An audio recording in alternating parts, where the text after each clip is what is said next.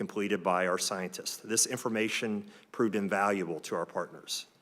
N-butyl acrylate, 2-ethylhexanol, and 2-ethylhexyl acrylate were detected through Orsanco's initial sampling efforts from the Little Beaver Creek, the tributary below East Palestine that feeds the Ohio River near the Ohio River and Pennsylvania border. As a result, we were able to calibrate 6 of our more sophisticated ODS stations to quantify any detections of these chemicals that may be found in the remnants. The Agency of Toxic Substances and Disease Registry, ATSDR, provided invaluable, timely provisional health guidance screening levels for these chemicals to determine what level might pose a health risk to finished drinking water. These screening levels were 560 parts per billion for 2-ethylhexyl acrylate and 200 parts per billion for 2-ethylhexanol. Our highest Ohio River detection for N-butyl acrylate was 4.3 parts per billion, and the analysis results for the other 2 chemicals were all below 1 part per billion. The ATSDR health screening levels and Orsanco's ODS and special sampling data analysis provided the scientific foundation for our conclusion that there were no Ohio River detections at any levels approaching a concern to public health. This information was tabulated, posted on Orsanco's website, and communicated to the public. Orsanco's ability to provide this high level of chemical spill response is dependent upon our ability to secure sustainable funding through the fiscal 2024 federal appropriations process. This includes the organics detection system. If the recent accident has taught us anything, it is that we depend on this system and our capable staff and partners to respond to threats to our drinking water supply. The current ODS equipment was last funded by Congress in 2009 and needs replacement at an approximate cost of $4.7 million. In short, Orsanco provided the level of service that our customers have depended on, and without this federal investment, this will be a challenge in the future. Let me thank the committee once again for the opportunity to testify today. Thank you. Mr. Harrison, our thanks to you and everyone at Orsanco for your testimony today, for being with us, and stay on it, please. Eric Brewer. Eric, welcome. I understand you serve as the Director and Chief of Hazardous Materials Response for Beaver County Department of Emergency Services, not that far from East Palestine. And Senator Capito's already mentioned just gave a shout out to the first responders who've turned out, and as a former governor who's spent a lot of time with the disasters of our own in the state of Delaware, we know how important the work of the first responders are. We're grateful for their service and sacrifice. So thank you. Please convey our gratitude. And with that, you're recognized to make your statement. Thanks. Thank you. Thank you for the opportunity to speak before you in reference to the emergency in East Palestine that's directly affecting the residents of Beaver County, Pennsylvania. This derailment occurred just under 1,000 feet from the Pennsylvania-Ohio line. I'm Eric Brewer, Director of Emergency Services for Beaver County. I'm the appointed Emergency Management Coordinator, as well as the Chief of the Hazardous Materials Response Team. I've been with the department for 28 years. I'm speaking as a member of the community, as well as a first responder who was on scene the night of the derailment. My family's been in Beaver County for over 100 years. I was born, raised, and continue to reside there. I'm part of the community. I'm not an expert on air quality, water quality, or rail cars. Beaver County is located in southwest Pennsylvania, approximately 20 miles northwest of the city of Pittsburgh. On Friday, February 3rd, at about 9:15 p.m., I was contacted by the Emergency Management Director of Columbiana County, Ohio. She was en route to a train derailment near the county line and requested mutual aid from the Beaver County Hazmat team. 18 fire departments from Beaver County also responded to assist. We arrived at the command post about 10:15, which was set up at the Leak Oil gas station. On arrival, there was active fire among several rail cars. Our mission was to obtain the train consist and start to research the contents of the tank cars. Norfolk Southern Hazmat personnel and contractors arrived on scene shortly after 11 p.m. At around midnight, after research of the contents, it was decided to shut down fire operations and move firefighters out of the immediate area and to let the tank cars burn. This is not an unusual decision. This decision was made primarily by Norfolk Southern Hazmat coordinator as well as their contractor. And based on that initial information, we decided to initiate a 1-mile shelter in place from an intersection just east of Leak Oil. This put the 1-mile radius just into Beaver County. That fire eventually burned out Sunday morning. Sunday evening, we received a call from Columbiana County EMA and advised us the railroad officials were concerned about one of the tank cars starting to heat up. there was a possibility of explosion and that we should consider a 1-mile evacuation. Ohio officials notified us that the 1-mile radius would now be from the leak oil address. This would add additional residents from Beaver County in the 1-mile evacuation zone. Darlington Township officials went door to door, as well as using a mass notification system to advise the residents of the 1-mile recommended evacuation. It was stressed that this was a recommendation, as we cannot force residents from their homes. Social media posts began to circulate stating that arrests would be made if people refused to leave during the evacuation. Let me be clear, this was not the case in Pennsylvania, as this was not a mandatory evacuation. Monday morning, we assembled at the Emergency Operations Center in East Palestine.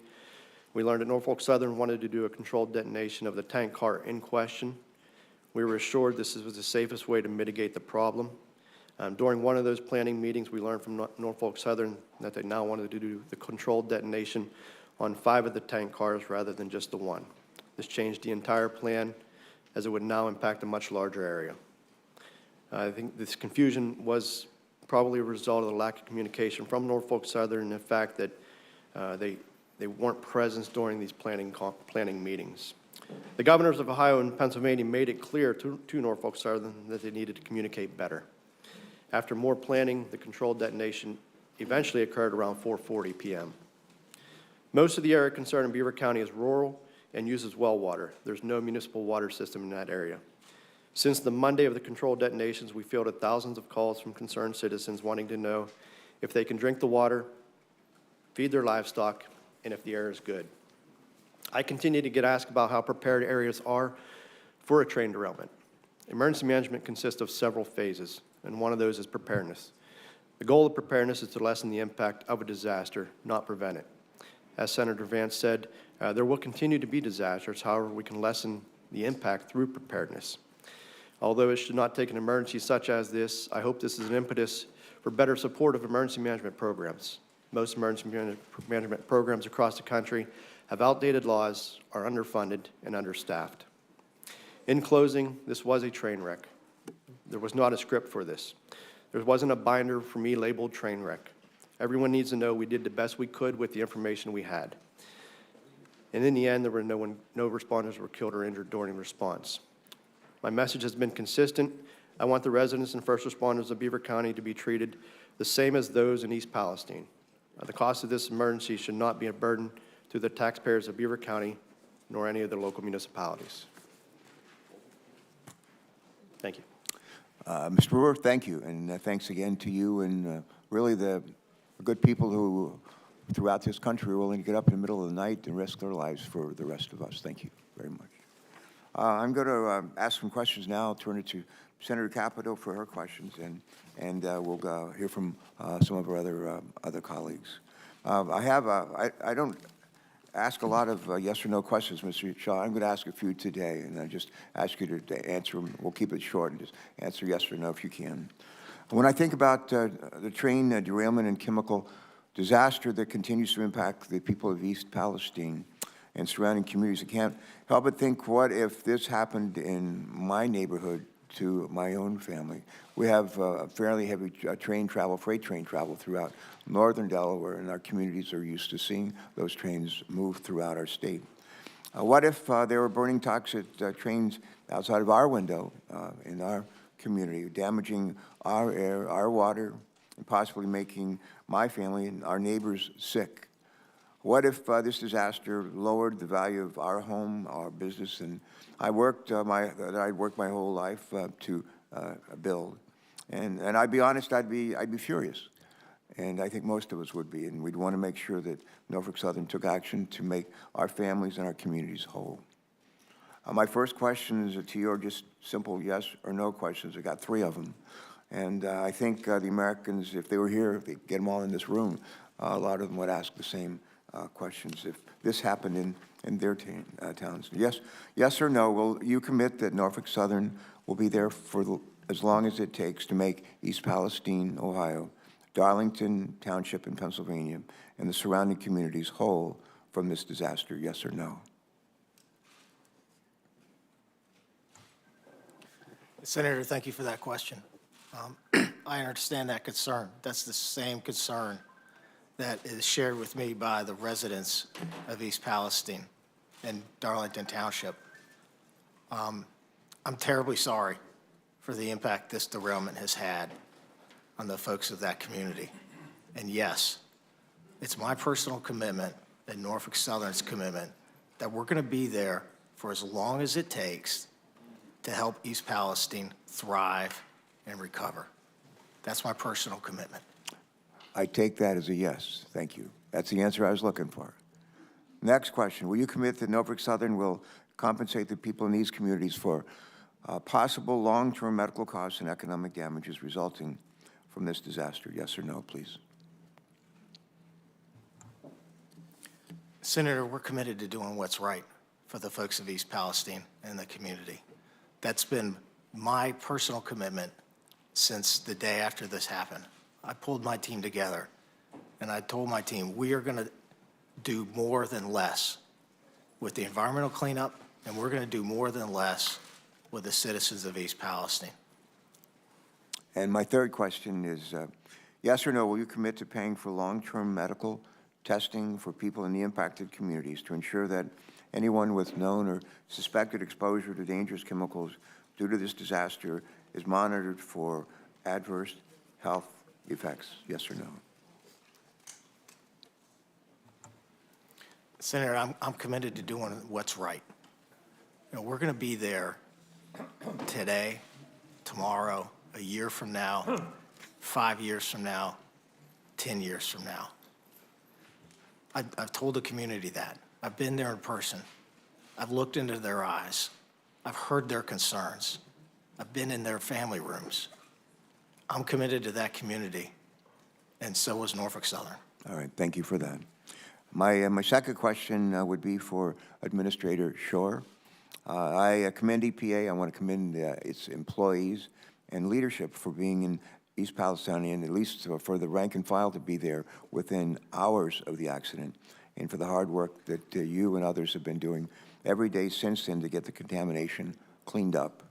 I also commend the EPA for continuing to listen and respond to the community's concerns, including adapting the monitoring and sampling to ensure that any adverse environmental impacts and possible significant health effects from this disaster are known and addressed. Administrator Regan's level of personal involvement here is, I believe, unprecedented in anything that I've seen in my experience. My question. So I think I know the answer, but I will ask you the same thing I asked Mr. Shaw, and that is, do you commit that EPA will be there for as long as it takes to protect the public health and environment of the impacted communities?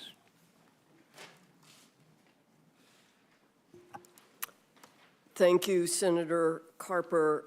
Yes, EPA is committed to continue to work with our partners in the community and make sure they have the support that they need and deserve.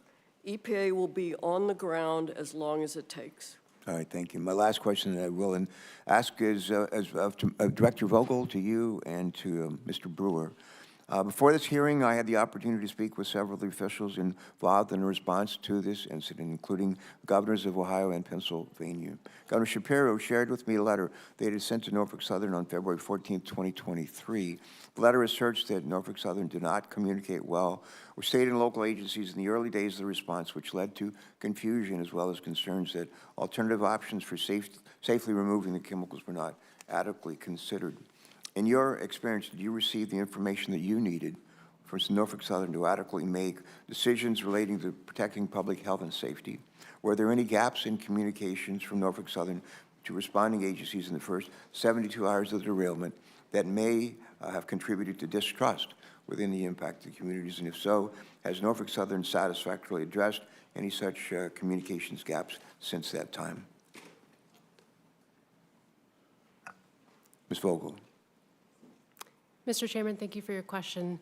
I do believe there were quite a few gaps in communication and missteps in the very early hours of following the derailment. I do believe that those gaps in communication have been addressed. I believe the teams are working well together on the ground today. But yes, things could have been handled better in the beginning hours. All right, thank you.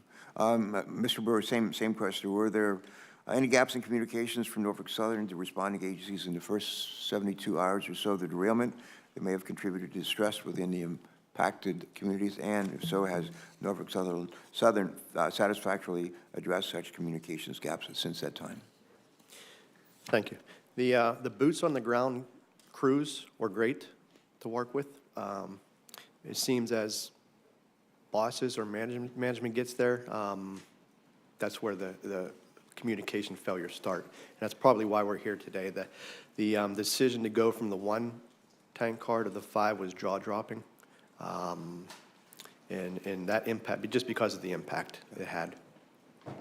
Since then, they did seem to get better, though. All right, thank you. Senator Capito, you're recognized for your questions. Thank you, panel. Yes, ma'am. Thank you. Thank you all for being here, and thank you for your testimony.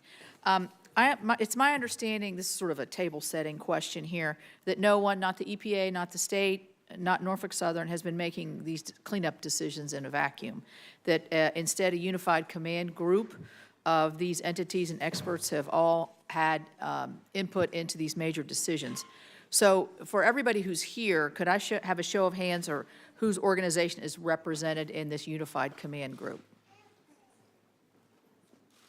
Do you have a comment? We used to be, Used. up until like last week or so. Okay. EMA is involved, but it's Colombian. Okay, thank you. And then, is that a fair assessment that I made forward, that these decisions are not made individually, they're made by the unified command? Just, you can shake your heads, yes, if you don't, if you disagree, you can shake. All right, thank you. So I mentioned in my opening statement, I want to go right to the EPA, to Director Shore, and thank you for being on the ground early. I commended you in my opening statement in your organization. I understand that, you know, and this may be something we get into a little bit later. You got Region 5, Region 3, so you know, within 1,000, what was it, 1,000 feet of Pennsylvania. I'm concerned now about something Senator Vance talked about, and this is the hazardous waste disposal that we're seeing right now. Apparently, there are piles and piles of it sitting there right now and not moving. And I understand that facilities in Michigan and Texas that received waste from East Palestine are some of the most qualified in the entire country. The U.S. Ecology Facility in Michigan, for instance, had already accepted 360 tons of soil and 3,000 gallons of liquid in full compliance with their permits. The EPA has stopped. They have failed to give us an answer on what legal authority you used to stop those trucks at the gates of the facility that had already been accepting large volumes of waste. You said in your statement that this is great news because it means the cleanup can continue at a rapid pace. If it's still sitting there, I would say that's a contrarian kind of, I mean, that's in opposition of what we're seeing. So all shipments of contaminated soils have been suspended on site to test for dioxins, something that should have possibly been done weeks ago, but there was an insistence, I think, that the dioxin concerns were not as severe as what now you're going back and testing. So let me be clear, this is just, it goes to this whole mixed messages of what's going on here. So help me understand why you have delaying this cleanup efforts, why the piles are still piling up, because you know, anytime you get there, it disturbs not just the chemicals, but it brings the odor, and then here comes the lack of trust right back down onto the community. And so could you help me with this? Is it true that most of the remaining contaminated soil is still sitting there in East Palestine, and when are you going to get it out of there, and where are you going to take it? Or I know you're not doing it, Norfolk Southern's doing it. Go ahead. Yeah.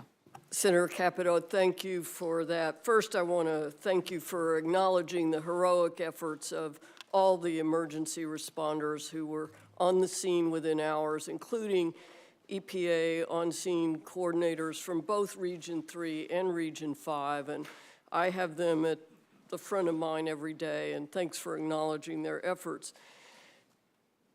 Let me report that waste is moving off-site, even as recently as yesterday and today. Where is it going?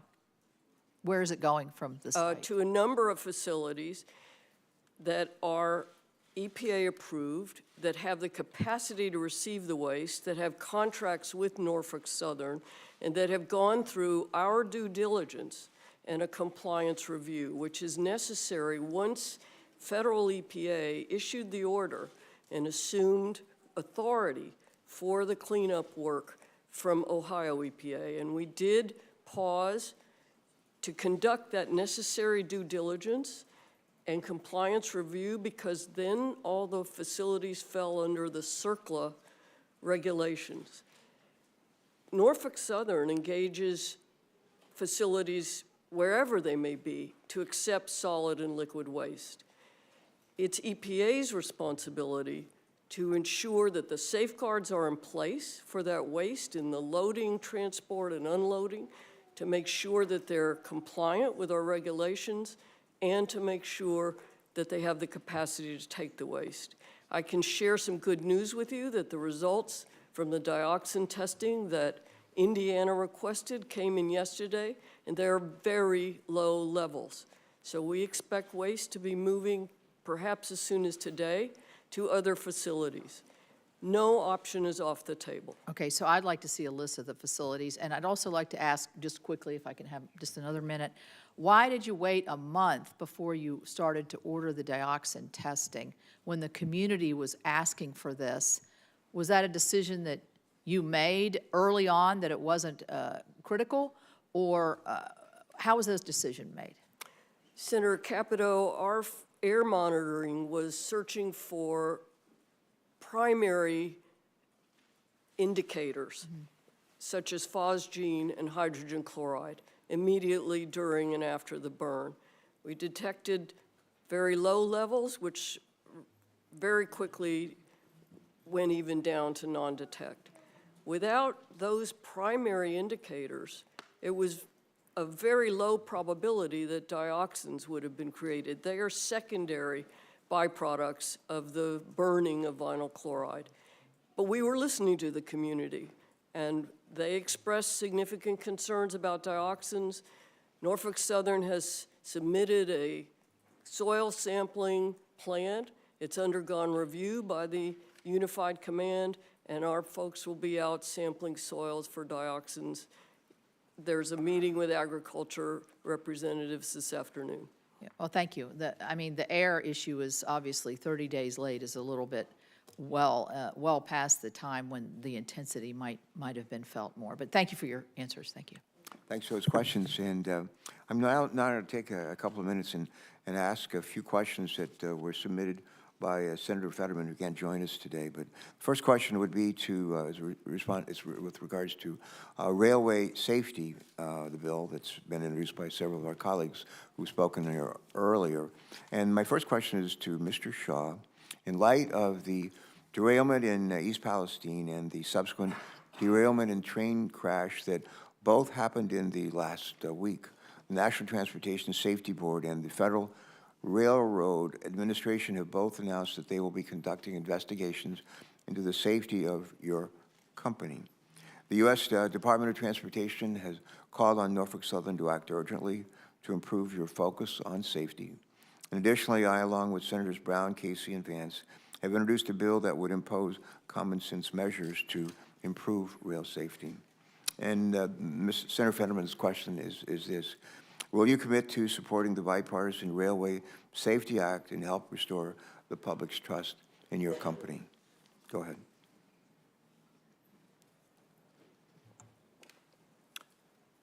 Senator, thank you for that question. We are committed to the legislative intent to make rail safer. Norfolk Southern runs a safe railroad, and it's my commitment to improve that safety and make our safety culture the best in the industry. Just last year, derailments on Norfolk Southern were the lowest they had been in the last 10 years. And our personal injury rate is amongst the lowest in the industry. As you and I spoke about yesterday, we can always get better. And that is my intent, is to continue to invest and continue to improve. All right, thank you. Let me say, as a follow-up from Senator Fetterman, he'd like for me to ask you, if you don't support the bill in its entirety, are there specific provisions of the Bipartisan Rail Safety Act that Norfolk Southern could support?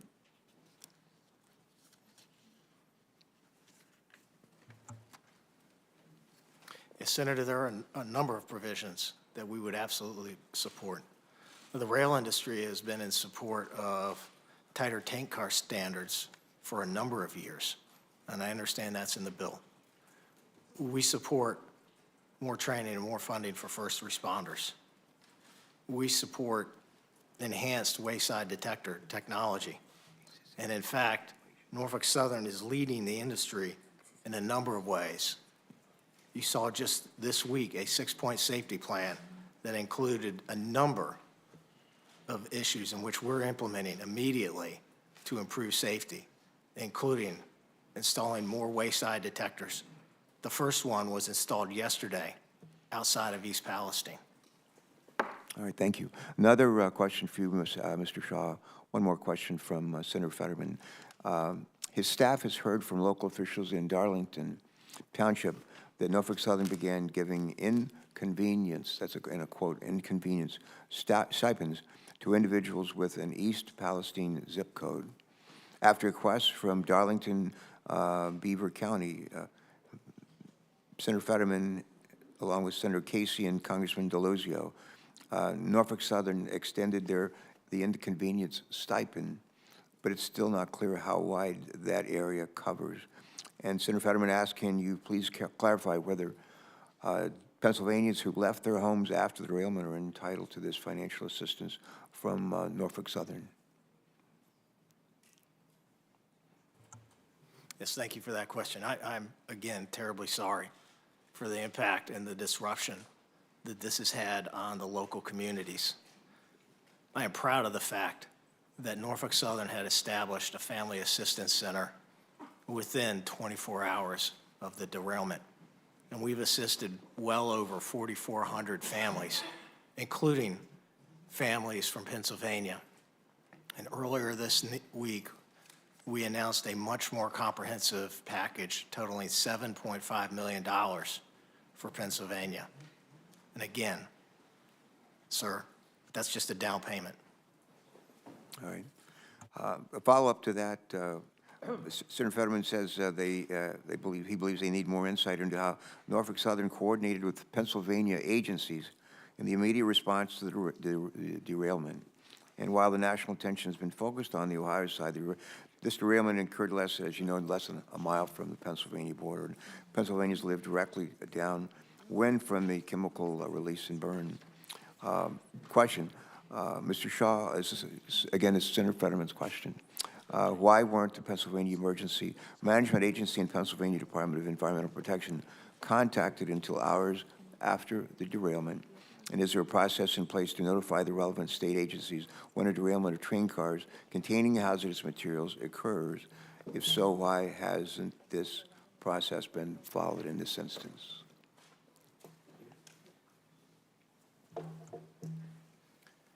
Senator, the process that's established is part of the Department of Homeland Security presidential directive that was established in 2003. My understanding is Norfolk Southern immediately contacted the National Response Center, which then contacted applicable federal, state, and local authorities. All right.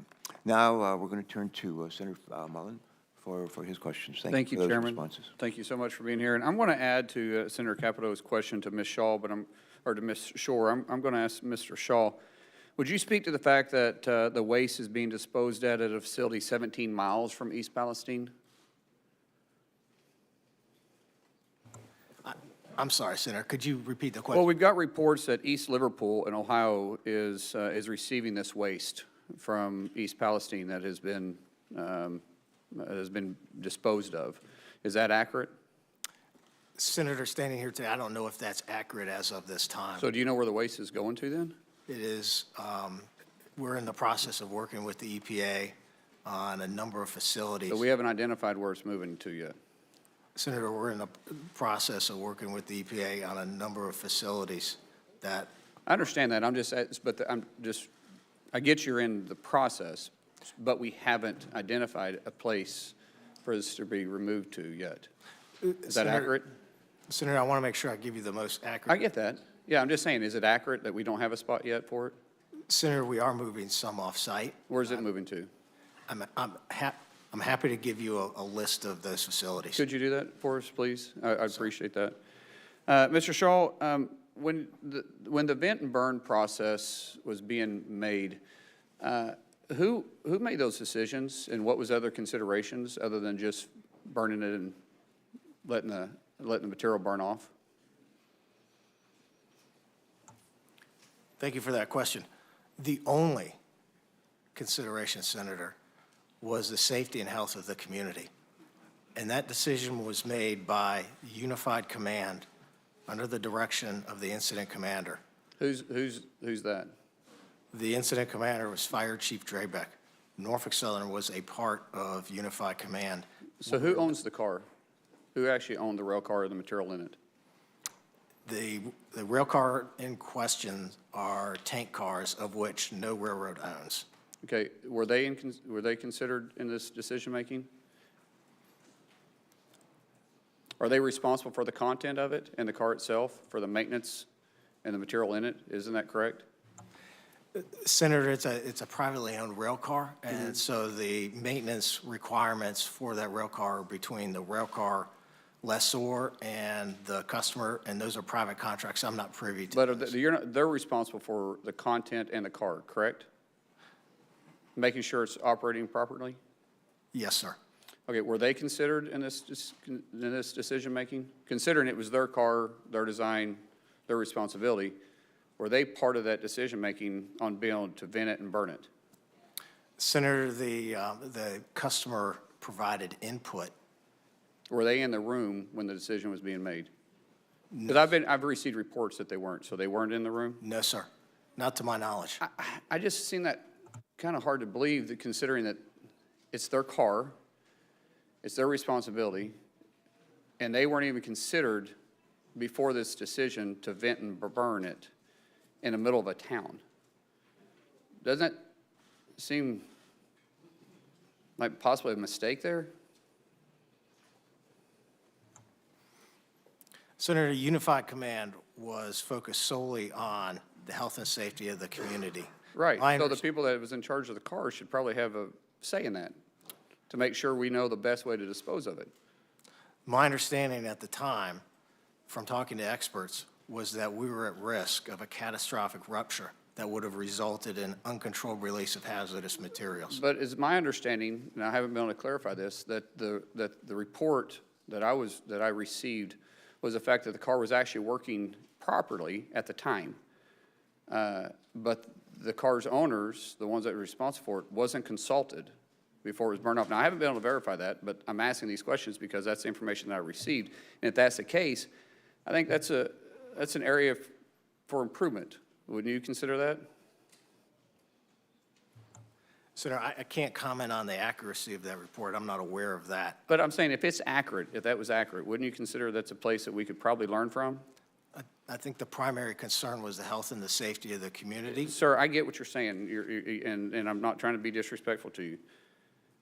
But I'm saying is if all parties that's responsible for that car should have been part of that decision-making, and because I believe they would probably be saying that they would be concerned too. I think everybody in this room will say that we're concerned about the health and safety of others. That's a gimme. So there's no point in repeating that.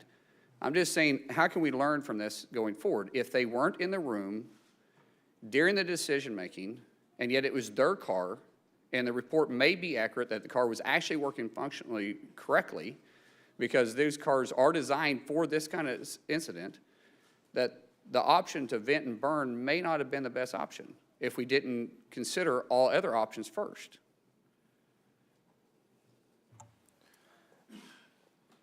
Senator, I understand that. The experts on the ground who were there were very concerned about the pressure in a car. Right. We also noted that other cars had been in a pool fire, and their Unified Command was aware that there was a concern for a catastrophic explosion that would shoot VCM gas and shrapnel. I hear you. We're just talking in circles here. Chairman, what I'm trying to get to is the fact that if this car was designed by someone else, and if this car was owned by somebody else, and the function of that car was designed by somebody else and was responsible by somebody else, then how do we know that the car wasn't working properly to begin with?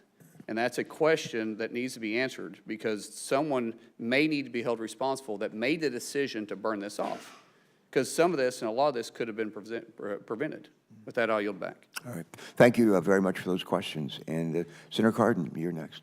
Thanks. Thanks for joining us, man. Well, first, Mr. Chairman and Ranking Member, thank you very much for scheduling this hearing. I want to thank all the witnesses that are at the table.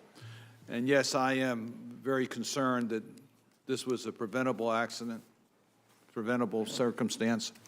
The safety standards should have been able to deal with this. There needs to be full accountability. We need to make changes moving forward. We have concerns about corporate responsibility and decisions made at the corporate level. All that are areas that are of grave concern, I think, to every member of this committee. I represent the state of Maryland. The Ohio River may not flow through the state of Maryland, but its watershed does impact water in Maryland.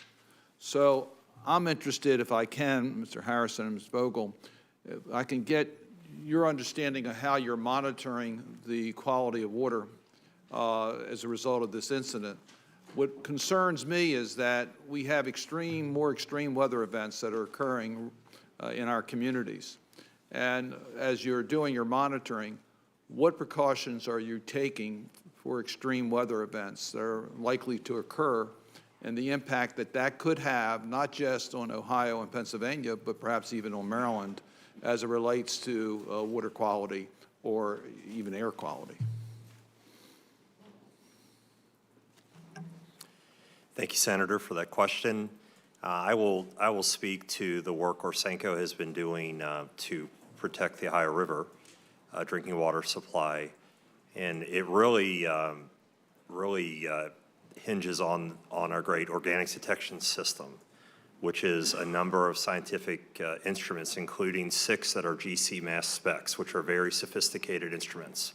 We've been able to calibrate those for the various chemicals that we were able to detect, and those continue to operate. So in addition to being able to utilize those for one-off sampling that we did as we tracked the spill remnants all the way through over 700 miles down the Ohio River, we're continuing to operate those. Actually, our drinking water utilities are continuing to operate those on a daily basis. And so that system remains in operation and will continue to be in operation as long as necessary. So we're able to detect those chemicals and any threads that might come through rain. I am involved in Unified Command, except for today, and we have anywhere from 2 to 3 meetings a day, and we are abreast of the on-site conditions that may occur. In last week's rain, for instance, we were able to demonstrate with our equipment that we did not detect any of the chemicals of concern. And in regards to groundwater sources? We do not work in the groundwater arena. Our compact focuses on surface water. Ms. Vogel, can you add to this? Senator Cardin, thank you for your question. We appreciate the work of Orsenco. My team on the ground from AEP Ohio is sampling the surface water every single day.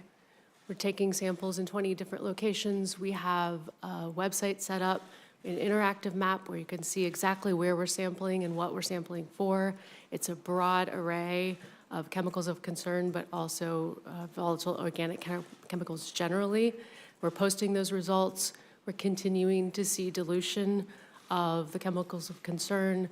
So I just want to be very transparent and say we will continue to sample as long as we find any detections, but it does seem to be fading. On the groundwater side, Senator, we have installed monitoring wells at the location of the derailment. We've also installed sentinel wells near Sulphur Run and Leslie, between them and the municipal well field, so that we will be able to test those on a weekly basis and know if there are any contaminants that might be approaching any groundwater or drinking water. And are you being totally transparent as you are doing this so that those of us that have concerns, particularly about impacts of extreme weather events, will be able to get contemporary assurances that the monitoring is being done? Yes, Senator. It's the #1 priority of the team on the ground to prevent any additional releases through rain events or, of course, from going any further than the initial contaminated area. That is our #1 goal with water management right now. But in terms of transparency, we're posting full lab results the minute we get them. The governor's very committed to being transparent and providing all of the information that we have when we have it. Thank you. Thank you, Mr. Chairman. Yes, and thank you very much for joining us today. I was told that Senator Ricketts is next in line, and if you're ready, I yield to you. Thank you. Thanks for joining us. Thank you very much, Mr. Chairman. And thank you to all the panelists for joining us here today. And of course, Nebraskans are praying for the people of East Palestine and this terrible tragedy. We've got a number of railroads that go across our state as well, and so we're praying for a good outcome here with regard to the cleanup. Ms. Shore, I'd like to address my first couple questions to you. I'm sure you agree that Americans deserve timely and helpful updates when it comes to an environmental catastrophe, right? Yeah. She nodded yes, okay, great. And you agree that Americans should be confident when they return to their homes that they're safe to return to, right? Okay. So what are some of the things that the EPA has learned from with your response here that you would use to be able to improve going forward with regard to, you know, we've heard how the people of East Palestine are not believing what the government's saying. What can the EPA do, or what have you learned from this to be able to help for the next incident, to be able to help the people of that community get the information, feels like it's safe to return to their homes? Thank you, Senator Ricketts. And first, let me say I bring greetings from your sister, Laura, who's been a longtime friend of mine back in Illinois.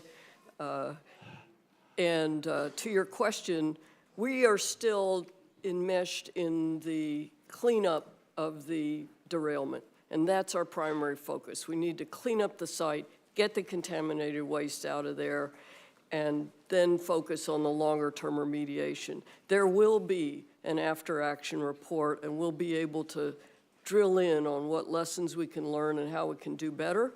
But right now, we need to clean up this site as safely and quickly as possible and ensure that the necessary safeguards are in place to protect human health and the environment. All right, thank you, Ms. Shore. Mr. Shaw, I'm going to ask you basically the same questions. So I'm sure you agree that Americans should have timely information when there's a catastrophe like this, right? Yes, sir. It's an emotional issue, and it was a devastating derailment for the folks of East Palestine. That's one of the reasons that we set up our Family Assistance Center within 24 hours and have served 4,400 families. We've also established a website, nsmakingitright.com. That's based on feedback that I've gotten from the community as I've walked around and talked to people. They want more information, sir. Yeah. And so I'm sure you agree that people want to know when it's safe to go back to their homes as well. What has Norfolk Southern learned from this that would help them to be able to provide that information to people so that they can feel comfortable in going back into their homes and they're getting the proper information in a timely way? What have you learned about what you would do differently going forward? You know, Senator, in the immediate aftermath of this derailment, we had air monitoring in place. We had water monitoring in place. We've been collaborating with the EPA. My understanding is all the tests have shown that the air is safe and the water is safe. Senator, to your point, when we set up our website, I asked the citizens of East Palestine for feedback. I asked them to tell me how we could make it better. And what they have asked for is information on that website on the results of those air tests and the water tests. And Senator, I've also made sure that we point folks to the results of the Ohio EPA and the federal EPA air and water tests. They're the experts, and we're here to support them. Mm-hmm. So is there anything in hindsight that you'd say, hey, we should have done this better when it comes to how we're communicating with the people of East Palestine?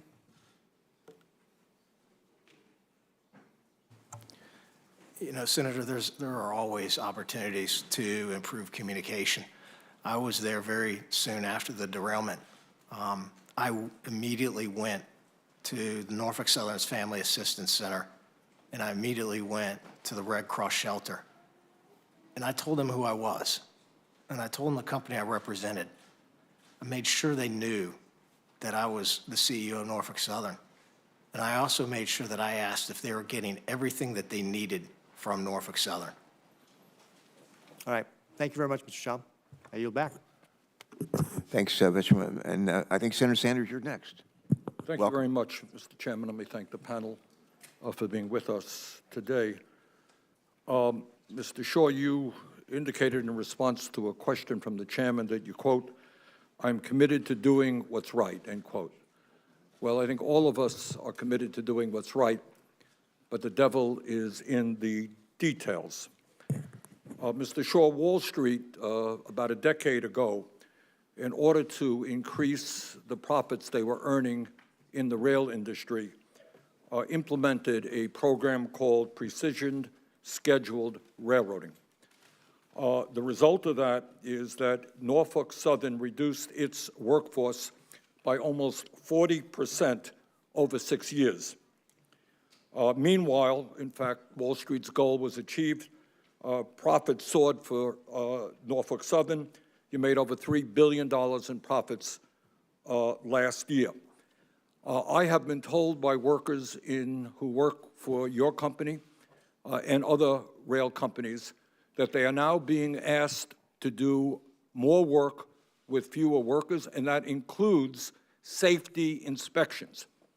So well before this disaster in East Palestine, we have been told about the potential safety hazards. Will you make a commitment right now to the American people that you will lead the industry in ending this disastrous precision scheduled railroading, which has slashed your workforce and made railroading much less safe?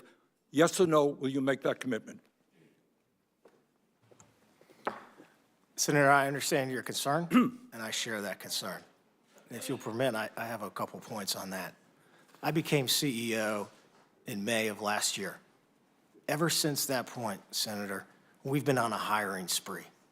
The number of employees at Norfolk Southern today is 1,500 more than it was this time last year. All right, you'll forgive me, I don't mean to be rude. We just don't have a whole lot of time. Yeah, I understand that, but you will not deny what you're trying to do is rebuild from the massive layoffs that took place. My question back to you again. Wall Street, not the industry, imposed this on the industry. Wall Street said, we're not making enough money. Cut workers, cut workers, cut workers, even if it endangers safety. My question to you, very simply, sir, will you lead the industry in doing away with precision scheduled railroading? That concept. Senator, in December of last year, I charted a new course in the industry. And I said we're going to move away from a near-term focus solely on profits, and that we're going to take a longer-term view that's founded on our engagement with our craft employees who are so critical to our success. We were the first to pivot out of it. All right, well, let me jump in again. I apologize for cutting you off here, but when you talk about your employees, the entire country, I think, was shocked to learn a number of months ago that your employees, rail workers, who work in a dangerous job in all kinds of weather, had 0 paid sick days. Now, I know that is beginning to change, but I would ask you, given the fact that Norfolk Southern provided $10 billion in stock buybacks recently, can you tell the American people and your employees right now that in order to improve morale in your workforce, that you will guarantee at least 7 paid sick days to the 15,000 workers you employ? I do know you've made some progress.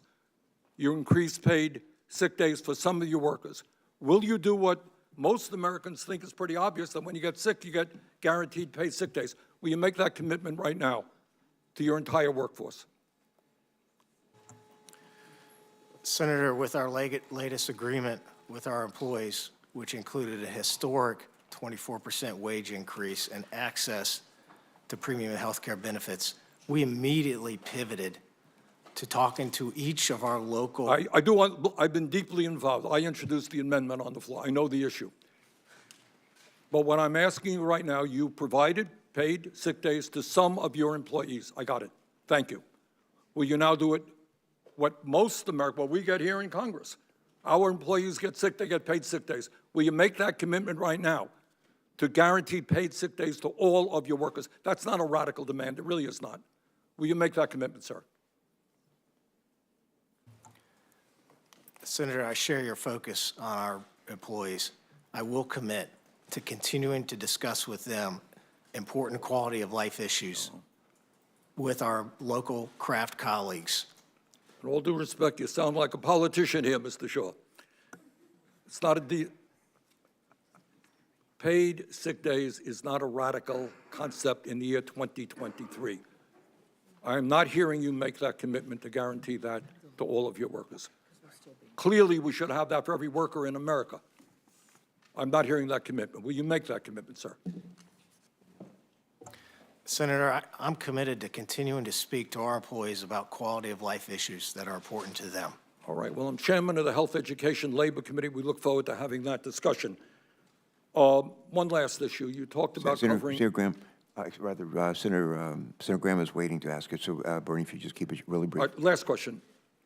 You talked about covering the needs of the people of East Palestine. Does that include paying for their health care needs? All of their health care needs?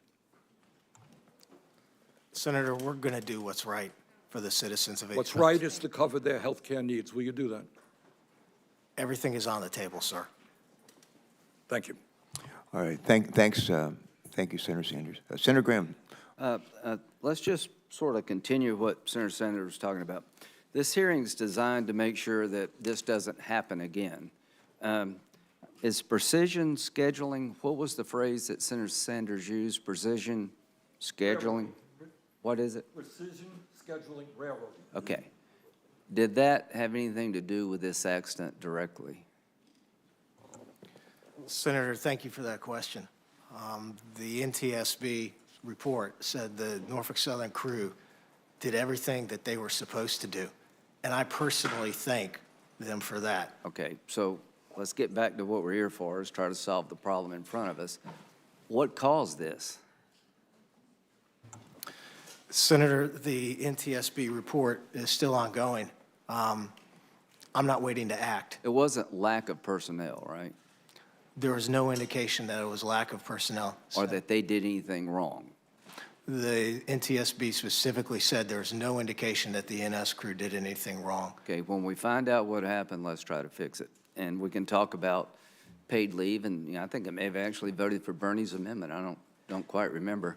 But I want to focus on the moment we have here. How many times have you been to East Palestine? Senator, I've been there 5 times. Ms. Shore, have you been there? Senator Graham, I've spent 11 out of the last 30 days in East Palestine. Okay. Do you think you benefited from having been there and listened to the people? Very much so. What about you, Mr. Shaw? It's, yeah, it has really helped me. Yeah, it's good. I'm sorry? Yeah, it's good. That's a good Yes, answer. they are. Would you be willing to go to with President Biden if he chose to go there? Senator, I Would want you to, be willing to go with him if he asked you to go? Senator, I want to keep the politics. I'm not qualified. It's not a political question. The question is if the president asked you to go, would you go with him? I'll go with anybody who wants to go and help the community of East Yeah, Palestine. Ms. Shore, same for you? If I'm asked to go, I certainly will. Yeah, well, so I'm calling on the president to ask both of you, and go. What's the downside of talking to people about going through a big trauma? I'm not, you know, him going there doesn't fix all of the problems, but I think it's a step in the right direction, and I just wish he would go there so we could all work to solve the problem. The more we know, maybe I should go there. The bottom line is, would either one of you have a problem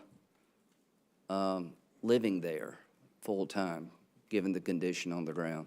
Do you feel it's safe to continue to reside in this town? Mr. Shaw? Senator, the EPA and Ohio EPA have very high standards, and I trust their testing. And Would you live there, given what you've seen? yes, sir. Okay. I believe that the air is safe. I believe that the water is safe, There are hundreds of tests. Okay. There are millions of data points. Okay. They all point to the same thing. And I Okay. genuinely enjoy Okay. my conversations with the folks at East Palestine. Yeah, I'm sure they're traumatized, and every time somebody shows up, it's probably good. Ms. Shore, do you agree that it's a safe place to live? Senator Graham, science is EPA's North Star, and we follow the science. And I drunk the water there. I drink it every time I go to town Okay. because the scientific data shows that it's safe, Okay. as does the air. That's good. Ms. Vogel, you're from Ohio. Have you been there? I've been in East Palestine since February 3rd, with the exception of 5 days. Real dedicated effort here. Do you think you've been enriched by these visits? Has it helped Yes, you? yes, Senator. Do you think you've learned more about the problem having talked to these people? Unquestionably. Would you have a problem living there now? I mostly do. You do have a problem living there? I mostly live there. Okay, Senator. but so you're okay? Yes, sir. Okay, My well, team that's and I good. have been there.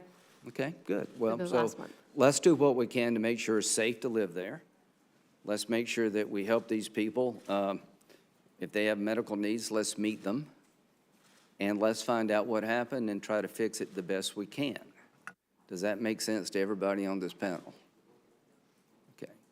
So whether or not we need to change overtime laws, we'll talk about that.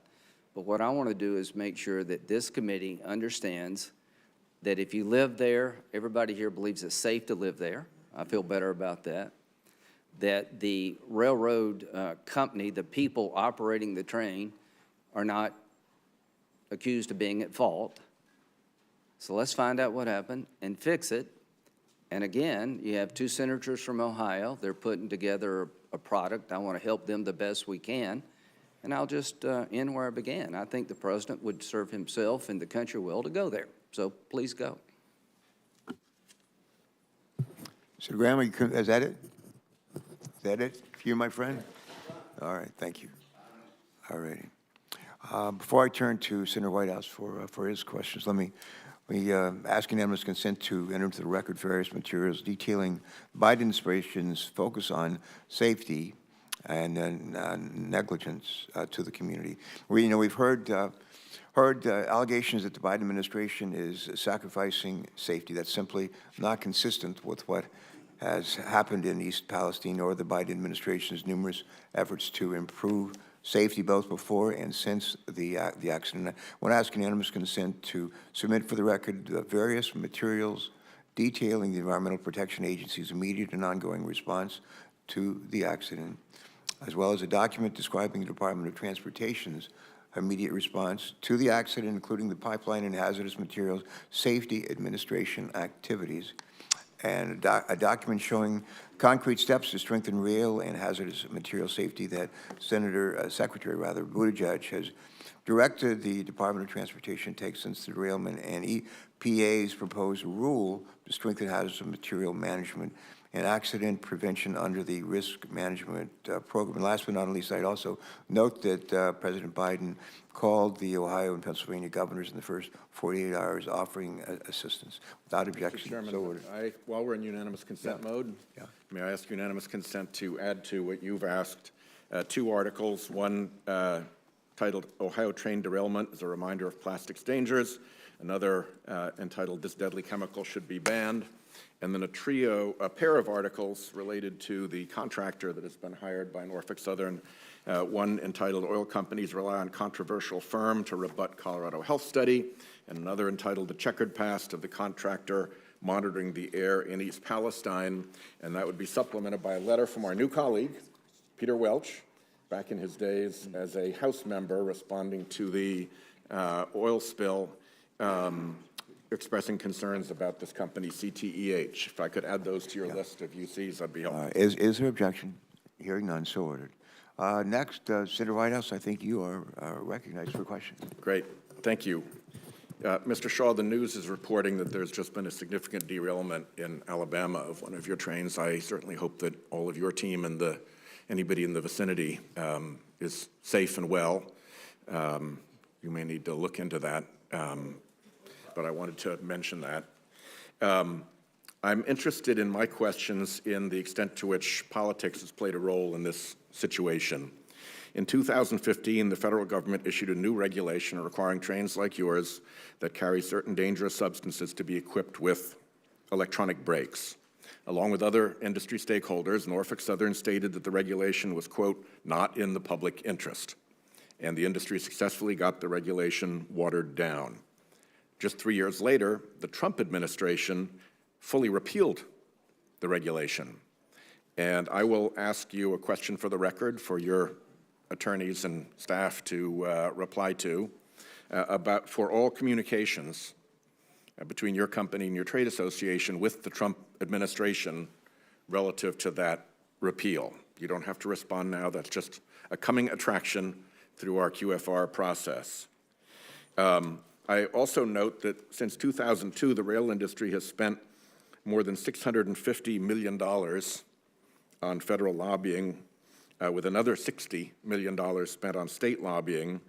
The 5 largest spenders were the Association of American Railroads, your major trade group, BNSF Railway, CSX Corporation, Union Pacific Corporation, and you can answer for me who was the 5th big spender. I'll give you a hint. It's Norfolk Southern. Do you know how much it was that Norfolk Southern spent on lobbying during that period? No, sir, I don't. Okay. For the record, $69 million. Norfolk Southern lobbies through the National Association of Manufacturers as well. Do you, by any chance, know how much Norfolk Southern gave to National Association of Manufacturers in 2016 and 2017 when it was opposing the braking regulations I mentioned? Senator, I will note that the NTSB, Chair Hamady specifically stated that the braking regulation that you referenced would not have had an impact on this derailment. Okay, and will you answer my question? Do you know how much you spent against that regulation? No, sir, I don't. I also know that the government's own GAO and the National Academies of Science indicated in 2016 that the Department of Transportation's, or the FRA's review of ECP brakes was unjustified. I will ask you a question for the record that the information for 2016 and 2017 that you have reported for later years in your climate lobbying report be provided to the committee, an equivalent to what you already provide, but looking back to those years when this was at issue. We discovered that Norfolk Southern, in a statement that appears now to have been deleted from your website, had previously touted the ECP braking systems as having, and I quote you here, the potential to reduce train stopping distances by as much as 60% over conventional air brake systems. And we found as early as 2007 a Norfolk Southern lead engineer promoting the, quote, big advantage for emergency braking that ECP brakes offered. So I want to make those statements a part of the record. And is it true that the New York Times reporting that Norfolk Southern has paid shareholders nearly $18 billion through stock buybacks and dividends in 2022?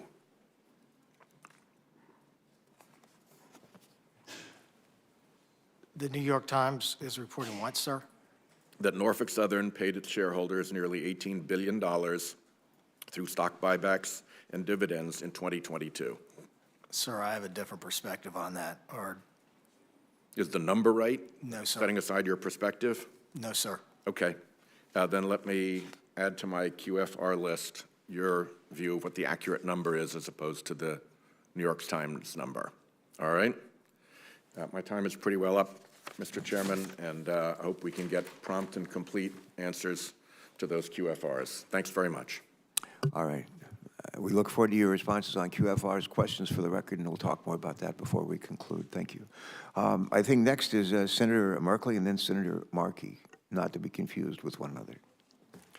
Thank you very much, Mr. Chairman, and thank you all for bringing your testimony to bear. And I do hope that the derailment that occurred just hours ago Mr. Shaw is one that does not endanger another community.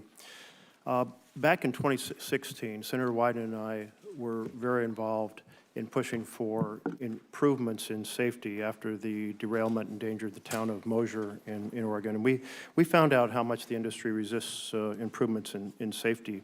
That following year, Norfolk Southern was invited to participate in a conversation with the administration, and they submitted a 23-page submission of rules and federal guidance of things that they wanted safety regulations to be removed. Now, you've noted you're turning over a new leaf in this regard. So can we count on you and your team of lobbyists to push for safety improvements rather than lobbying against those improvements? Yes, Senator, I share your concern and your focus. I don't share my concern. I just want to know, will your team lobby for safety improvements rather than against them? Senator, we will continue to follow science. We will continue to follow data. There are actually a number of areas in which we have invested in safety systems well above government regulation. I'll ask you to submit that for the record. I just really thought when you said turn over a new leaf that I thought you were saying you were going to now support safety regulations. I'm sorry you can't tell this crowd here today that would like to hear that is the case. 3 years ago, Norfolk Southern cut 5 positions in East Palestine that oversaw maintenance of equipment detectors that are used to determine or monitor boxes that measure, sometimes they're called hot boxes, that measure things that are going wrong on the track, including bearing temperature. There's initial reports that defective bearings or overheating bearings may well have been the cause of this particular accident.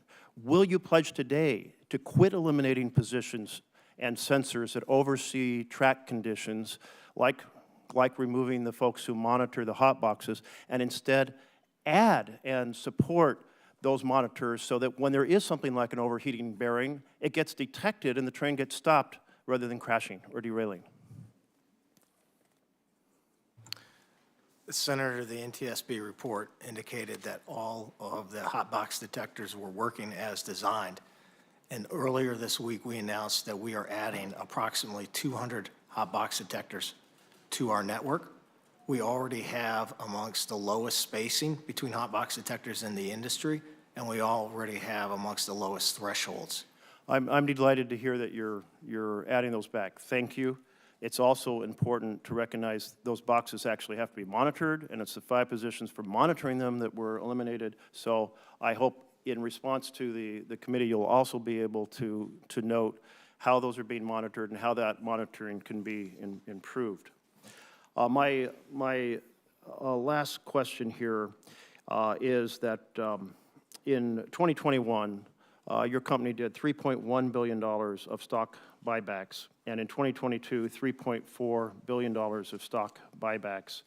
And as of December, had another $7.5 billion available to do additional stock backs under the $10 billion stock buy plan. That's quite impressive numbers for any American company. It indicates massive profits. Will you pledge today that you will do no more stock buybacks until a raft of safety measures have been completed to reduce the risk of derailments and crashes in the future? Senator, I will commit to continuing to invest in safety.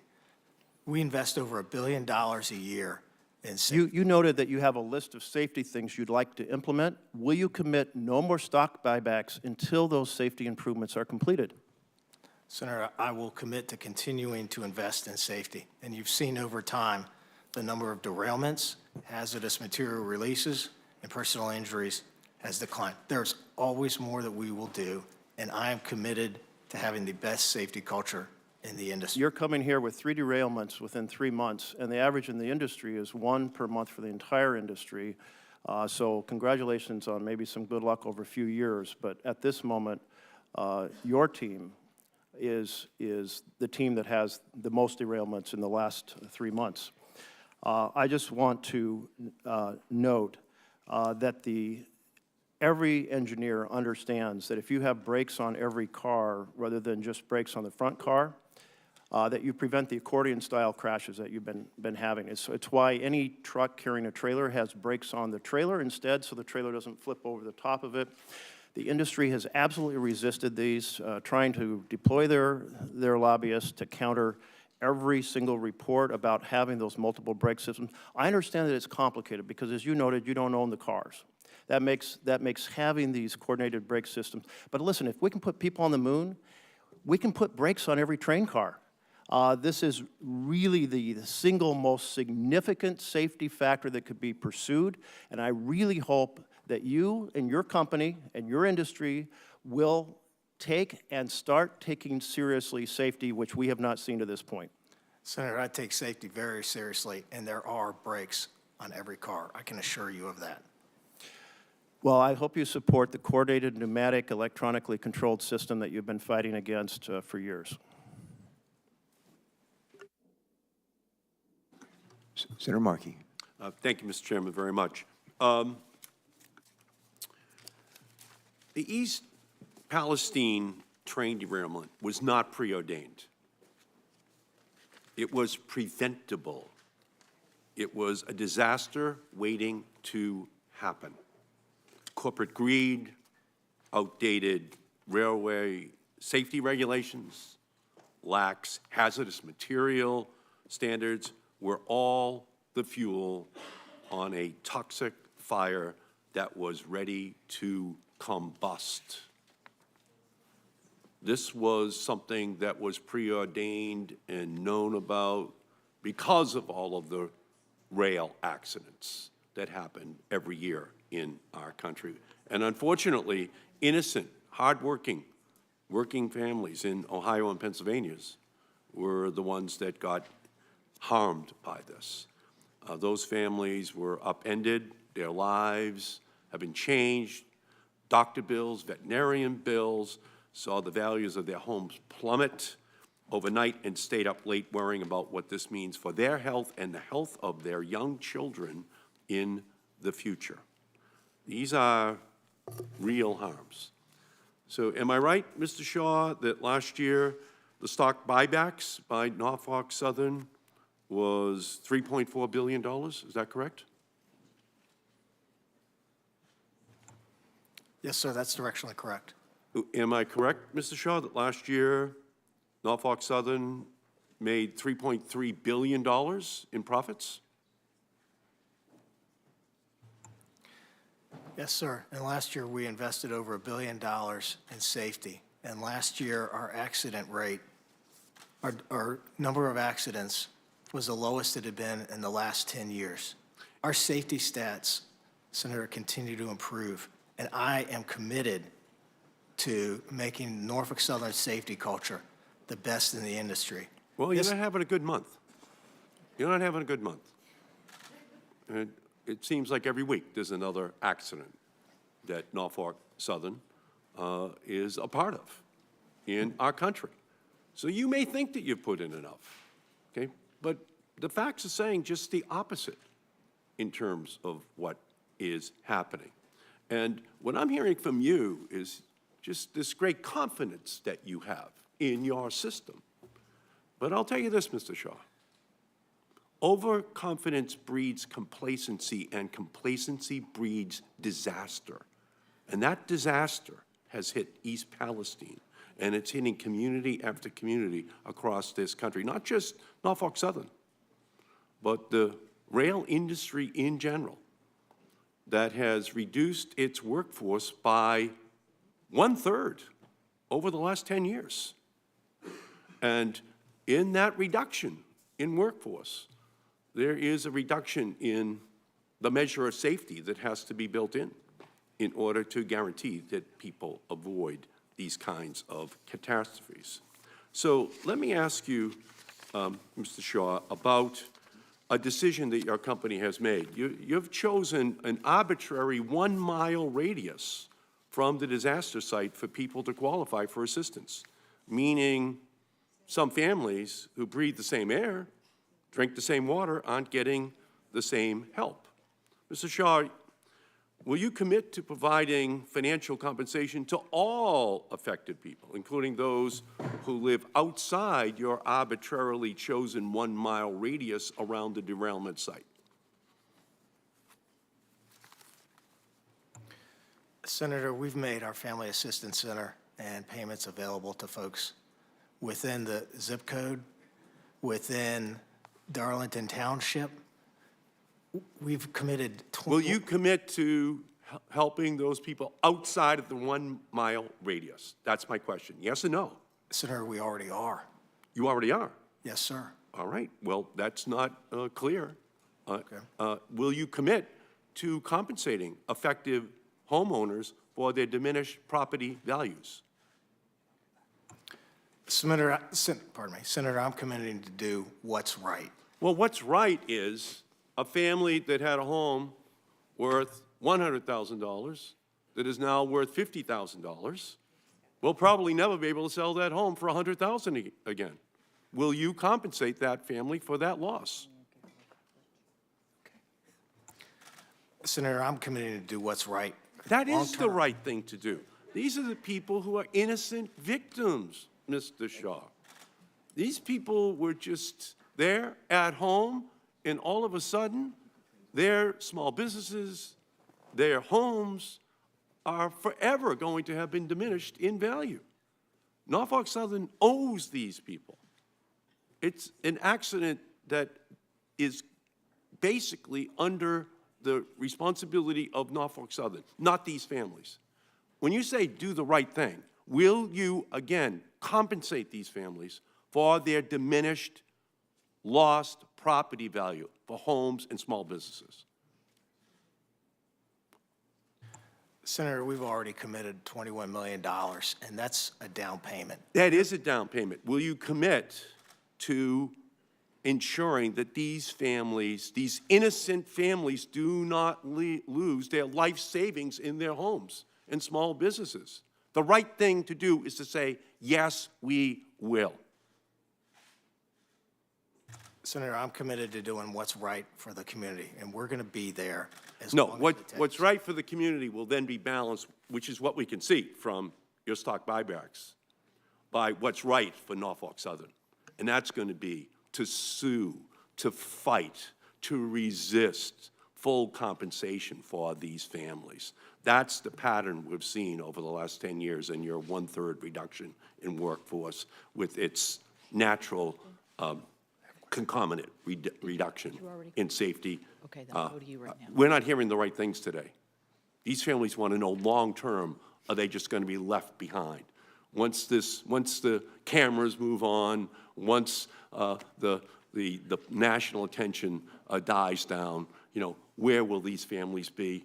I think they're going to be in the crosshairs of the accountants of Norfolk Southern saying, we're not going to pay full compensation. That's why we're going to stay on this case until everyone in East Palestine is given the justice which they deserve.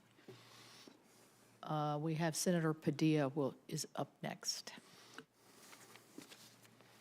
Just by way of explanation, we're in the middle of 2 votes, so that's why we're sort of ping-ponging a little bit. Sorry for the disruptions.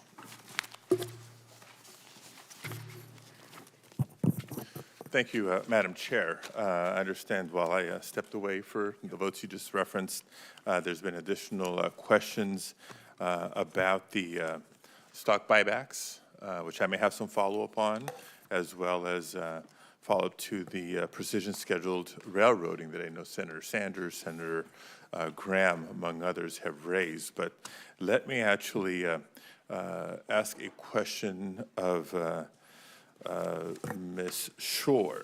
Let me just find my place here. In the spirit of holding polluters accountable. So we know what brings us here today is the incidents, plural now, in East Palestine, but I think we can all agree that we need to hold polluters accountable. And I have strong feelings about this personally, having dealt with the fallout of the federal government failing to hold companies accountable for environmental crimes and leaving communities holding the bag.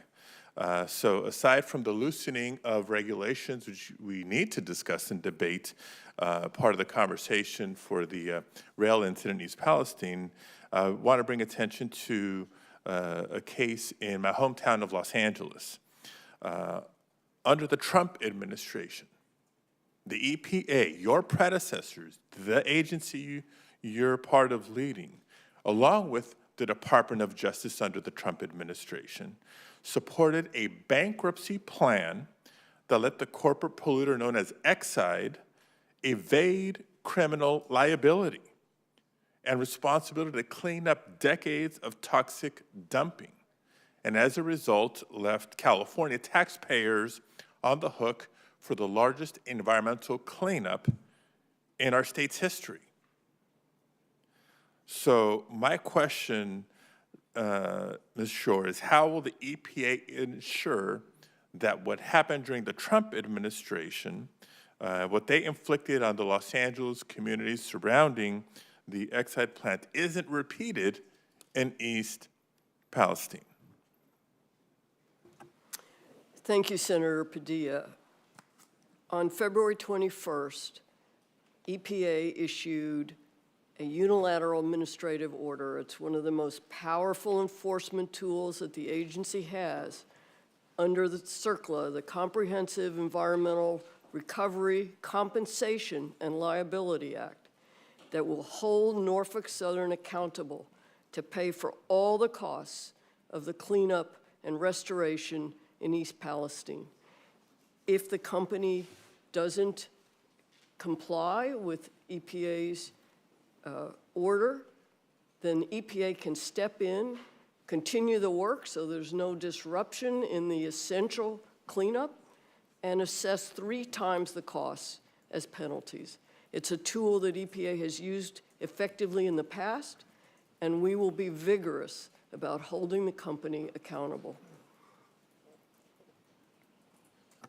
Okay, thank you, because again, we saw what I would consider a worst case study, not a best case study, when these settlements completely leave polluters off the hook for the damage that they've taken. I know that was the prior administration. Policies have changed under the current administration. We're working to embed that environmental justice lens as well, not just at EPA, but within the Department of Justice, and hope to make it permanent. Want to come back to Mr. Shaw here for a few questions on, as it pertains to your workforce, inspections, and maintenance. You recently announced that Norfolk Southern would be deploying more wayside detection and hotbox detector technologies as part of the safety plan. And I apologize if this is a little bit redundant with the questions that have come up prior in the hearing, but I think I have some specifics I want to get to. From what I understand, the company has also reduced its workforce by nearly 40% since 2015.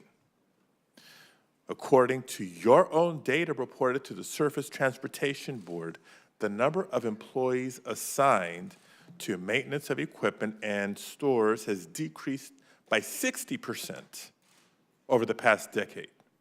Your data. Given what's happened, is Norfolk Southern now going to hire the additional signal workers necessary to maintain and inspect these systems that you're relying on to improve safety?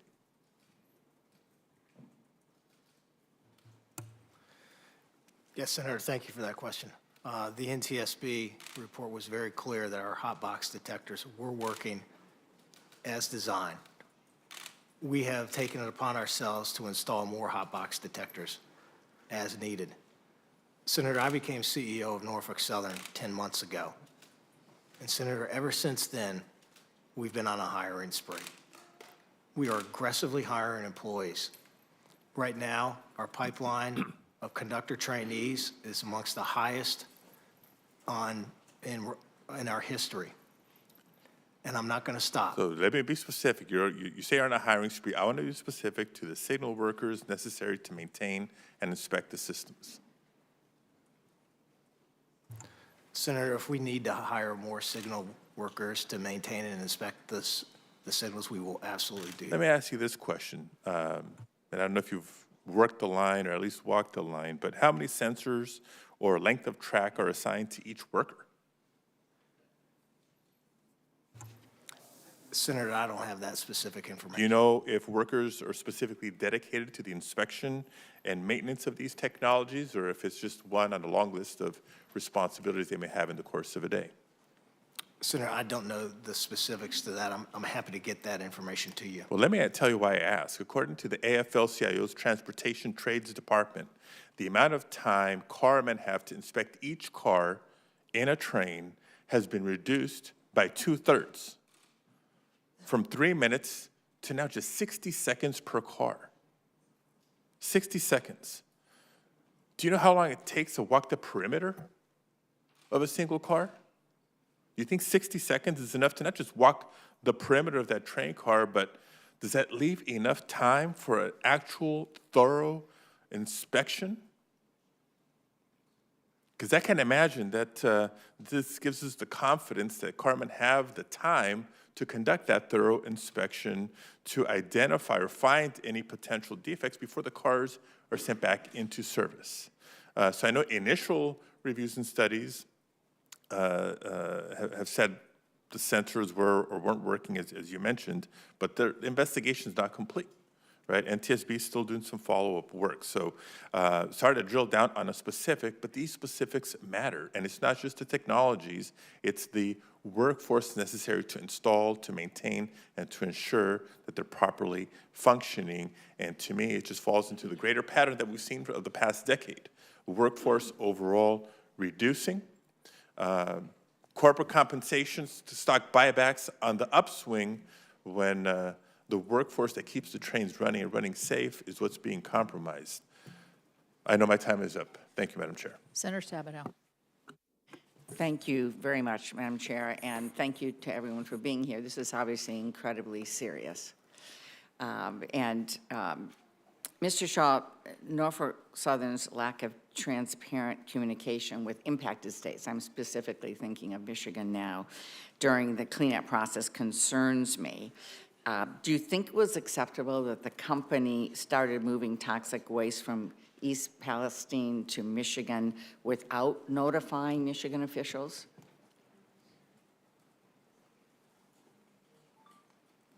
Michigan officials were not notified. Senator, working with the EPA, we were taking product to facilities that were specifically designed to handle this type of material.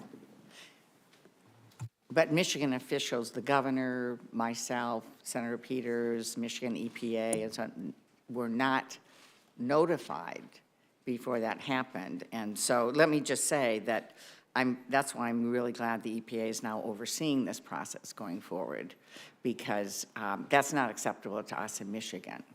And so, Administrator Shore, moving forward, can I count on you and the EPA to work with us during the cleanup process so we can make sure Michigan families aren't put in danger?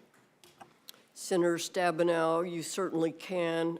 The administrative order that we issued that went into effect fully on February 27th requires Norfolk Southern to notify our co-regulators, in your case the Michigan Eagle, of shipments to the state.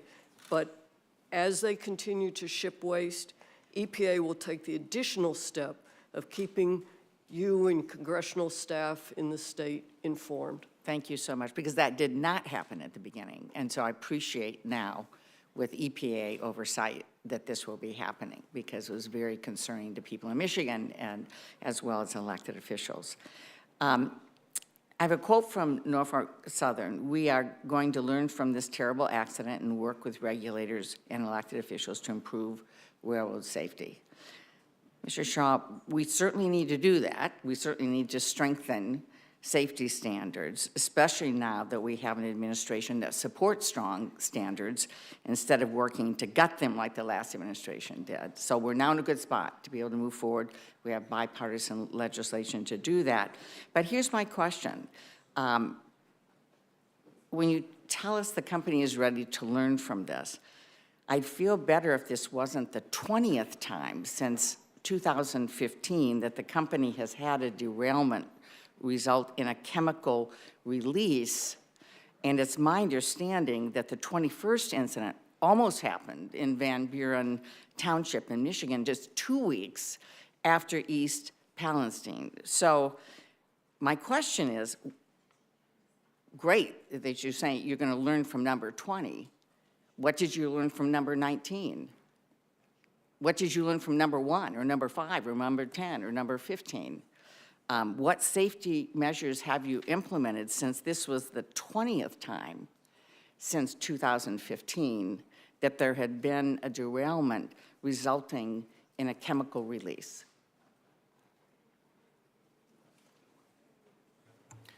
Senator, I think that's the right thing to focus on, and I'm focused on it too. We invest over $1 billion a year in safety, and you've seen over time the number of derailments and hazardous material releases and personal injuries decline.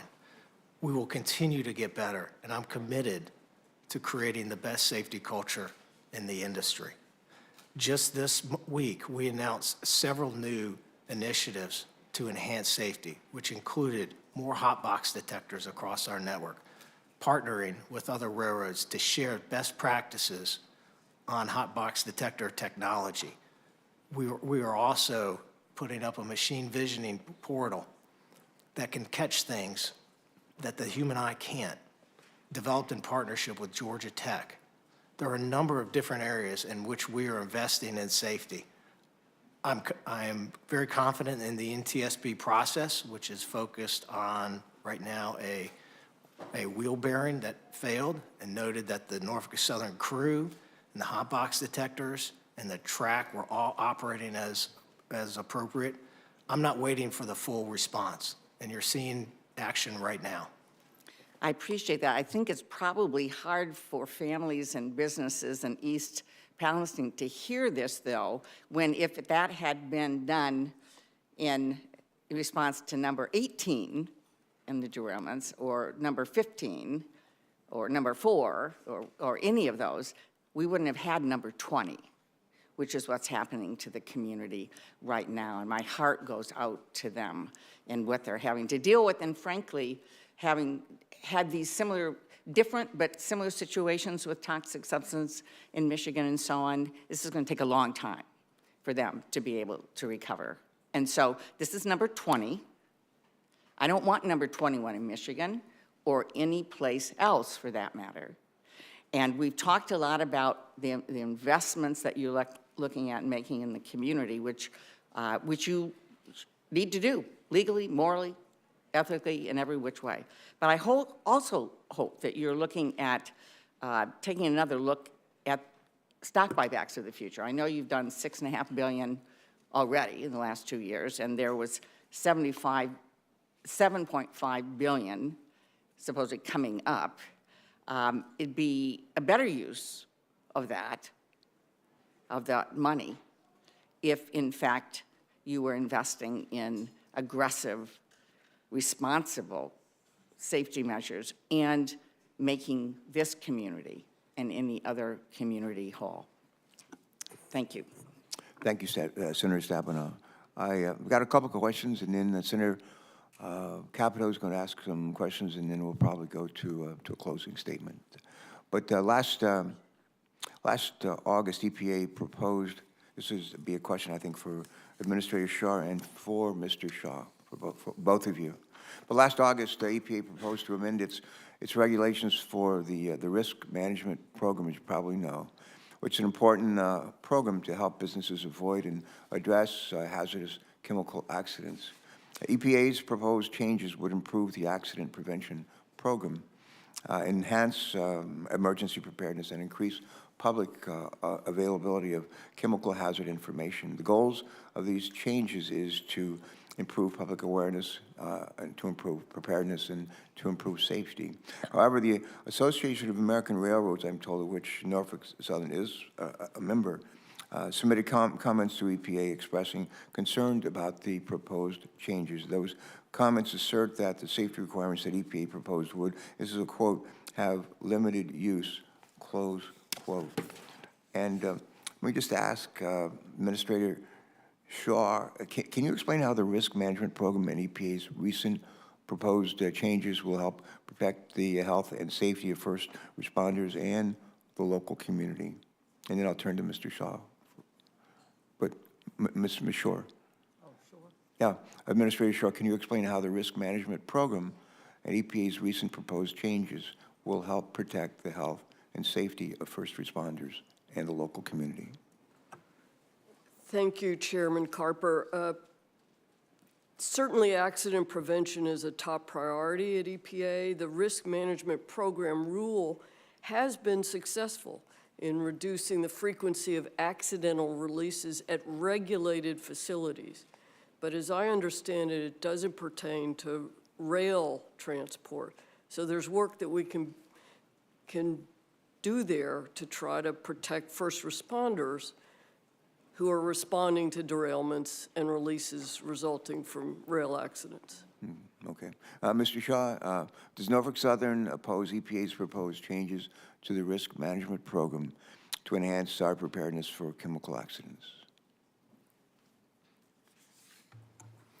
Senator, I apologize. I'm not familiar with that program. I'm happy to review the legislation or the program and discuss it with you further.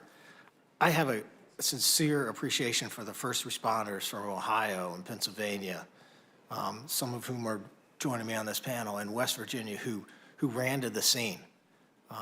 As a result, we just announced yesterday a regional first responder training center that will support the first responders of Ohio, Pennsylvania, and West Virginia.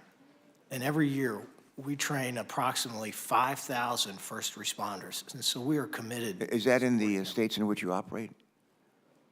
Yes, sir. No. Okay. All right. Last question. This is really a question for all of you. And Mr. Brewer, I'll start with you. And but the question's for all witnesses. My colleagues, including certainly a ranking member, have heard me say that in adversity lies opportunity. That's Einstein, pretty smart guy. Most people remember Einstein for saying the definition of insanity is to do the same thing over and over again and expect a different result. That might be pertinent here today as well. But I always believe that in adversity lies opportunity. And that's the way I approach life, and I think it's the way a lot of us approach life. But the this environmental tragedy creates not just tragedy and heartbreak, real heartache for a whole lot of people, but it also creates some opportunity for us to examine not only what went wrong in the on the heels of this derailment, but also to look at some of the moments where things went right, And I'm going to ask each of you, and Mr. Brewer, I just want to start with you, to just very briefly speak to something you believe has gone well, and while working together across many entities to navigate the response to this environmental disaster. Can you give us an example or two of what you thought went particularly well? Sure, I think relationships we have with everyone up here, the other responders, was positive. Initially, we had good relationships, good communications with as I said, the boots on the ground. It may not be that way whenever the boss has gone on scene, and I said that. But and as Mr. Shaw said, training, collaborative training from the railroads is something that positive will come out of this, I think. All right, good. Mr. Harrison, same question. Share with us something you think has gone well and needs to be lifted up. Go ahead. For Sanco, the success of our partnership investment in planning, building the organic detection system, training our staff, this was not a unique response. We get several hundred reports of potential spills a year from the National Response Center. So we have been doing this for decades, and so having the ability to put that in place, I think, has been very positive, and also just to demonstrate how our team and our system and our partnership works. All right, thanks. Ms. Vogel, same question, please. Chairman, the mayor of East Palestine and the fire chief have really done such an exceptional job representing their community, protecting their community, connecting their community with people who can provide scientific answers. They've done such an incredible job refuting misinformation that's out there, that we're getting people connected with the scientists either at Ohio EPA or US EPA, and I do think that's an example of something that has gone very well. All right, good, thank you. Sure. Chairman Carper, I think what has been remarkable, though it should be standard, about the response to this disaster in East Palestine is the way local, state, federal agencies have worked collaboratively together, that it's not been about politics, but about people. You've seen Democrats standing with Republicans. President Biden was on the phone to Governor DeWine saying, whatever federal resources are needed, they will be there for you. He did the same with Governor Shapiro of Pennsylvania. You saw Administrator Regan standing to announce the order with Governor DeWine and Governor Shapiro, with Congressman Bill Johnson and Congressman DeLucio, and so many others. I think that collaboration focused on getting this cleaned up has been quite remarkable. Yeah, good. Thanks for those. Mr. Shaw, same question, please. Thank you for the question, Senator. I've been really clear that I'm focused on the environmental cleanup and helping East Palestine thrive. The things that have gone really well have been the coordination and the collaboration that we've received from the folks at this table. And I've made a personal commitment to Secretary Buttigieg and Governor DeWine and Mayor Conaway and Fire Chief Drabeck and Governor Shapiro and Administrator Regan that we're going to do everything it takes. I have a genuine affection for the folks of East Palestine, which I know several of my peers on this panel do as well. And when you walk around town, you're starting to see these yard signs pop up.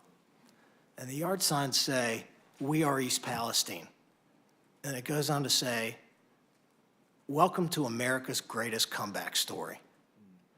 And Senator, I want to make sure that that happens. Yeah, we have a great opportunity here if we can collaborate and work together to lift, not just to lift up, not just to address the immediate problems and crisis, but actually to empower the people of East Palestine and the communities around them, to empower them. And I think that's a good thing that can come out of this. Senator Capito, thanks so much for your work on this. Thanks. Thank you, and I think it's, in my opening statement, I said we need to find out what went right and what went wrong, so I really appreciate the comments of what went right. I'm going to go back to the other side. I'm still very disturbed about the communication issue, because we've seen it already in the panel. Ms. Vogel said initially there were some, you had the need to refute poor information, and that there were some communication gaps. Mr. Brewer has said that there were some communication gaps, at least as far as 1 car to 5 cars and maybe some other things. And I understand in the haze of what was going on at the very beginning, some of that is going to occur. Senator Stabenow said she didn't know, her governor didn't know that cars were being brought to Michigan carrying hazardous materials, and it seemed as though, even though the EPA has to okay where Mr. Shaw and Norfolk Southern takes this materials, it was a little passing, who's supposed to do it? I mean, Ms. Shore said that Mr. Shaw is supposed to, it seemed to me to be a shared responsibility, but we can't get into it. All I'm getting back to is if you're sitting there in East Palestine or in Beaver County, Pennsylvania, you're seeing this huge pile of hazardous materials and you're smelling it.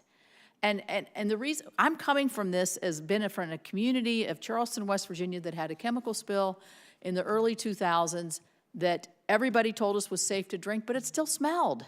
And you just lose your trust in what people are telling you. And this is what the neighborhoods and the surrounding areas are doing. So then when I ask the question, where is this material going? Both Ms. Shore and Mr. Shaw said it's going somewhere, but we don't know where. What does that do to trust? I mean, I don't know. Are the trucks moving or not? Were they stopped in Michigan or not? Why were they stopped in Michigan? All these questions, I think, and then the people living there still have to look and smell and fear. And so I think we just need to get our the transparency of where this material is going, how long it's going to take it to get out, how deep does it have to go, all these questions that people are asking, because they want this over. And that's what you're trying to do, trying to get it over and make it safe. So as we go to lessons learned on the communication, I would just hope that we, in the after report that we know is going to be generated, that this is really a key part of what everybody looks at from all the different respondents, both from Norfolk Southern all the way to the people right there. Do you know what's burning? Do you have the right equipment? Do you have the right fire fighting equipment? Because chemical fires are different than other kinds of fires. I don't need to tell you your business, but you know all that. And so I'm still very concerned about the communication aspects, and I know Governor DeWine has been right there front and center, and I want to thank him for that, and you all too. So that's my comment there. My question is from Mr. Harrison at Orsenco. The reason I'm interested in this is because that Ohio River feeds a lot of our water systems in West Virginia. So what's coming down through there and through is so critically important. Osenco does a great job. I know you did multiple testings, but why were you uniquely positioned to respond as well as you did? Your information was coming out quickly. Your tests were coming out quickly. My understanding is your tests and Ohio's tests were coming out much more quickly than the EPA's test. Is there truth to that? And why can you come and respond as quickly as this? We need your microphone. In Orsenco, I appreciate that. We have been working to protect the Ohio River as a drinking water, industrial water supply for 75 years. And so through our preparations, I have a great team of 22 professionals and our partnerships. We've been doing this for decades. And so as we work with the drinking water utilities, we have a partner, Greater Cincinnati Waterworks, that ran companion testing with us. So we had results that we could put on our website that went through proper QA/QC very quickly. We had the encouragement of Governor DeWine and Director Vogel to get that up there as soon as possible. And so we've been doing that. We've been able to show a map of where the sampling is occurring, and we've been able to update that as we get new results from Greater Cincinnati Waterworks. And then we also have our screening data. So this is something that we prepare for. We work closely with our 30 drinking water utilities, our state agencies. And so although this is certainly a challenge, we respond and work through numerous spills. And so this is through preparation. Does anybody want to comment on my communication tirade I just had? Is there a ways to improve that? Or am I over-exaggerating? I'm just looking at it from the eyes of a homeowner sitting in East Palestine, seeing this mess in front of them and trying to figure out when can I make sure that I can bathe my child in the water and feel that it's 100% safe? So do you all have any suggestions here on how to make communications better, quicker, faster, more accurate? Because if you leave a gap, you see what happens in the gap. Ms. Vogel, did you have a suggestion? Senator, I can comment on one thing that Governor DeWine began doing about 2 weeks ago, is putting out a daily an email and posting on the website a press release that goes out daily that contains all of the facts that you're talking about, to say where exactly the waste is going, how much is going off-site, what sampling data is back, what test results are back, exactly to your point, to make sure that we are providing good information on a daily basis. Anybody, Mr. Shaw? Yeah, Senator, similarly, we set up a website, nsmakingItright.com, which has very similar information. It also has updates on how to get in touch with us, how to reach the Family Assistance Center. It points folks to the EPA website and testing data, the Ohio EPA testing data, and I'm asking for input from the citizens of East Palestine every day on how to make that website better. Anybody else? All right, thank you all. Oh, Ms. Shore? Director Shore? Ranking Member Capito, I just want to add that under the order, Norfolk Southern submitted a very comprehensive work plan to the Unified Command late Monday evening. It's being reviewed, and I've asked our team on the ground to issue weekly notices of here's the work plan for the week. Here's what you can expect to be done as residents. Here's what you may be seeing or hearing or smelling. Here's who to call. if you have questions. And going forward, we will have that weekly work plan available so residents in the community know what to expect. So I guess what I'm gleaning from this, and then I'll stop, Mr. Chair, is maybe these daily progressions of what's going on should, try to start as close to day one as possible, so you don't have these gaps in communications and misunderstandings and all of that. But I appreciate all of you coming. Thank you for what you're doing for the great citizens of Ohio and Pennsylvania, and we're right in there, right in between. So we appreciate that. Thank you. Let me just say, Senator Capito, how much I appreciate your work on this. I want to thank your staff. This has been very much a team effort, and I want to thank the majority staff as well. One is sitting to my right, the other is sitting to my left, but they're really a team, and I'm proud of that teamwork, and we're stronger together. I want to ask a question, if I can, Mr. Shaw, if I can. My staff just handed me some information about a Norfolk Southern train that we heard about just a little bit ago today, derailed in Calhoun County, Alabama. There are 30 train cars on the train. All were empty. Fortunately, the local sheriff has reported there are no injuries, there are no property damage. And so that's a good news, bad news story. But I spent a lot of my life in the Navy and airplanes and thought a lot about safety. And my wife worked for DuPont for many years, and she was very much involved with the safety company, as you may know, and she's thought a great deal about safety. When you look, and I might have this wrong, but we had the disaster at East Palestine around February 3rd. We had Springfield, Ohio, beginning of this month, Cleveland, Ohio, where one of your employees' lives was lost. And now the incident in Calhoun County. I understand the National Transportation Safety Board is going to be examining the safety culture of Norfolk Southern, and you probably welcome that. And if I were in your shoes, I would. But it's more than disconcerting; it's concerning, and it's a trend that is troubling to me, and my guess is troubling to you as well. So I hope that it'll get the kind of serious attention that it needs. When I was walking into the hearing, I was asked by the press, I'm sure Senator Capito was what we hope to accomplish here. And I mentioned I had several questions that I wanted to see answers. One of those, what went wrong? How did this all happen at East Palestine? How did it happen? What went wrong? What are we doing to help the families whose lives have been upended and in any number of ways? And the other question that I mentioned coming into the hearing was, how can we reduce the likelihood that similar disasters like this will happen again in Ohio or Pennsylvania or Delaware or West Virginia?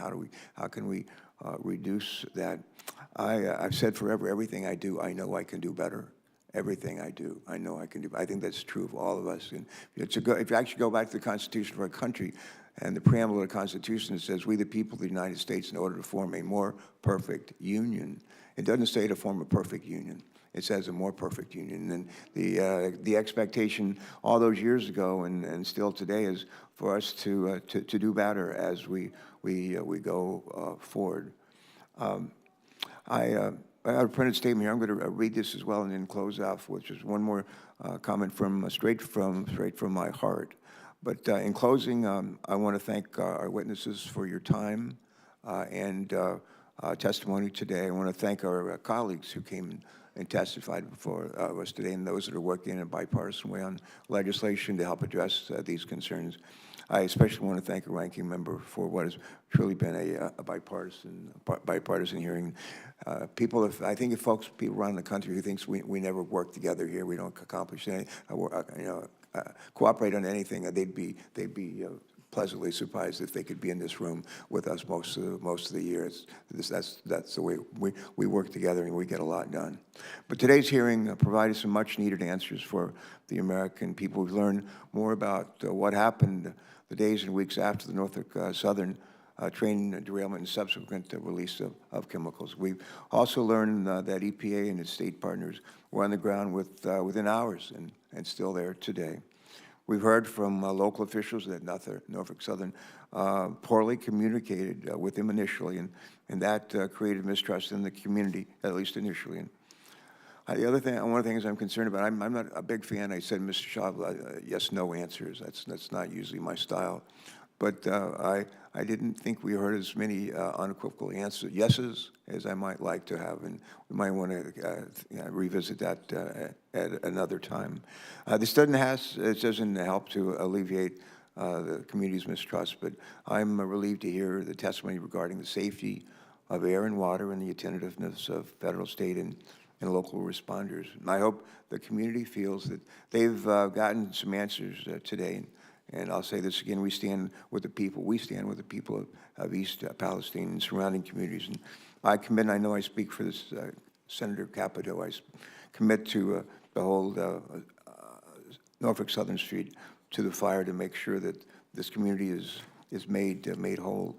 There's clearly a lot more to discuss with respect to safety for rail and hazardous materials, and I expect the Commerce Committee will pursue these questions in the next few days in their own hearing on this topic. I think it was Bill Gates who once said, it's fine to celebrate success, but it's more important to heed the lessons of failure. Think about that. It's fine to celebrate this success, but it's also important to heed the lessons of failure. And in this circumstance, I believe we must heed the lessons we learned today about this disaster. American lives and livelihood depend on that. If we're smart, and if we'll put our differences aside and work together to support the impacted communities in collaboration, and collaborate on policies that will ensure an accident like this doesn't happen again. Before we address, I need to do a little bit of housekeeping, and I'd just ask unanimous consent to submit into the record some materials related to today's hearing. That include the letter from the governor of Pennsylvania, who I talked with over the weekend, and I referenced that in that letter earlier, but articles and also independent analysis related to the accident. Senators are going to be allowed to submit written questions, we call them QFRs, questions for the record, through the close of business on Thursday, March 23rd, and we'll compile those questions and send them to our witnesses, to all of you, and we'll ask that you reply by Thursday, April the 6th. Last thing I want to say, my mother was a deeply religious woman. She would drag my sister and me to church in West Virginia, where we were born, and we're drag us to church every Sunday morning, every Sunday night, every Wednesday night, and every Thursday night. And she wanted to make sure that we understood the difference between right and wrong. We embraced Matthew 24, the least of these. When I was hungry, did you feed me? When I was naked, and on and on. But she was really big on the golden rule. And she'd like to say, she never used the word default, like when you're not sure what to do, default to the golden rule. But that's what I do.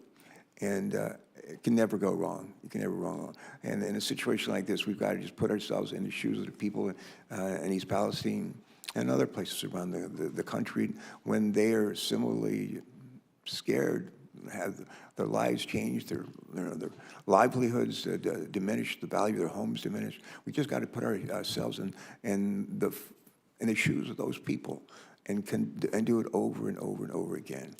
And if we do that, at the end of the day, we'll have done our jobs and actually done the right thing, which we talked about here quite a bit. And the last thing, I used the word a bit earlier, empower. Empower. One of the things I say a whole lot is if you give a person a fish, you feed them for a day. If you teach a person to fish, they can feed themselves for a lifetime. I always thought that was in the Bible. I've quoted it a million times and did it about a year ago, and I've been given a speech. And after it was over, a preacher came up to me and he said, "Senator, that's not in the Bible." Well, I said, well, it should be. Well, it ought to be. And in addition to making sure people have a place to live and we clean up the water and everything, the idea of empowering people to help themselves. And that's what people want. They want to be empowered. And there's a lot of ways. We all have a hand in doing that. And I pledge that that's going to be part of our focus on this committee going forward. And again, to a guy who used to ride the train a lot, Albert Einstein used to ride the train a lot on the Northeast Corridor 100 years ago. And again, he did say, more than a few times. In adversity lies opportunity. Lots of adversity here. Lots of adversity here. But we're not without opportunity as well. I think with your help and the folks that you represent, we're going to come close to realizing that opportunity. And if we do, the people in these communities that have been more than just disadvantaged, but really subjected to a terrible episode in their lives. But at the end of the day, I hope they'll say, well, they must have read the golden rule somewhere, because they've come through for us. With that, I think I already mentioned the questions for the records. I think so. With that, it's a wrap. We're done. Thank you very much. A lot more to be done. A lot more to be done. But thank you for your participation today.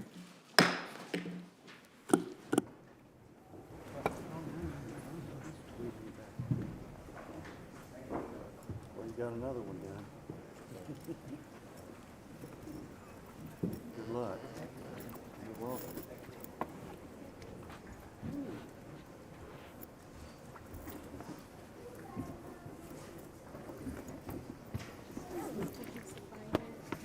Yeah, sure. Of course.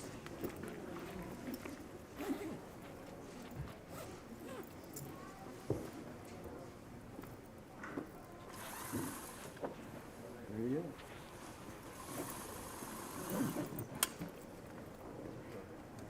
Sean. Nice talk. Thank you for the service. Good talking to you. Look, congratulations to you. Nice job there.